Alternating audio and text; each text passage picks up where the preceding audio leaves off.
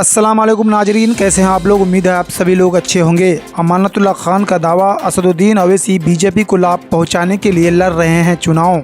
ओखला का चुनाव इस बार सिर्फ एक सीट का नहीं बल्कि दिल्ली और देश की मुस्लिम राजनीति का भी भविष्य तय करेगा।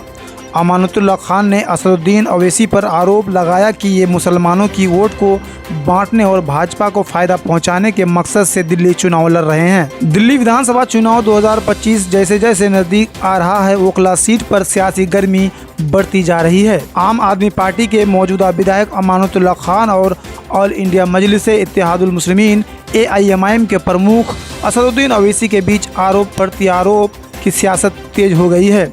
ओखला सीट जो मुस्लिम बहुल क्षेत्र है, अब इन दोनों नेताओं के बीच गहरी राजनीतिक जंग का मैदान बन गई है। आम आदमी पार्टी के विधायक अमानतुल्लाह खान ने हाल ही में एक जनसभा के दौरान बैरिस्टर असदुद्दीन अवैसी साहब पर कड़े आरोप लगाए।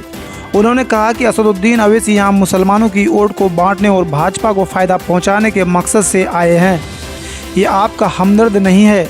अमानतुल्लाह खान ने दावा किया कि उन्होंने ओखला की जनता के लिए जेल तक का सामना किया, लेकिन कभी अपनी जिम्मेदारी से पीछे नहीं हटे। उन्होंने सवाल उठाया कि दिल्ली दंगों के दौरान असदुद्दीन अवैसी कहाँ थे। मैं हमेशा आपकी लड़ाई लड़ता रहा हूँ, लेकिन आज असदुद्दीन अवैसी यहाँ आकर आपके वोट को बांटने और भाजपा के हाथों में देने की साजिश कर रहे हैं। ओखला सीट न केवल दिल्ली की राजनीतिक में बल्कि पूरे देश की मुस्लिम राजनीतिक में एक अहम स्थान रखती है। यहाँ के मतदाताओं का रुख न केवल स्थानीय बल्कि राष्ट्रीय राजनीति को भी प्रभावित करता है। यही वजह है कि असदुद्दीन अवैसी साहब ने इन सीट पर अपने पार्टी का उम्मीदवार उतारा है। आम आदमी पार्टी को डर है कि AIMIM के आने से मुस्लिम वोटों में विभाजन होगा, जिससे भाजपा को अप्रत्यक्ष रूप से लाभ मिल सकता है। ओखला के मतदाता अब असमंजस में है कि वे लंबे समय से उनकी सेवा करने वाले अमानतुल्लाह खान को चुने या असदुद्दीन अवैसी के नेतृत्व वाली पार्टी AIMIM को मौका दे। अमानतुल्लाह खान ने अपने काम और कुर्बानी का जिक्र करते हुए भावुक अपील की। उन्होंने कहा कि मैंने अपने लिए कुछ नहीं किया, आपके लिए जेल गया, 41 मुकदमों का सामना किया, हर दिन कोर्ट के चक्कर लगाए, लेकिन कभी शिकायत नहीं की। उन्होंने कहा कि जब भी वो मुश्किल में होते हैं, जनता की मस्जिदों में की गई दुआएं उन्हें हौसला देती है। उन्होंने मतदाताओं से अपील करते हुए कहा कि आपको सोचना होगा कि कौन आपका सच्चा हमदर्द है। मैंने आपके लिए सब कुछ दांव पर लगा दिया है।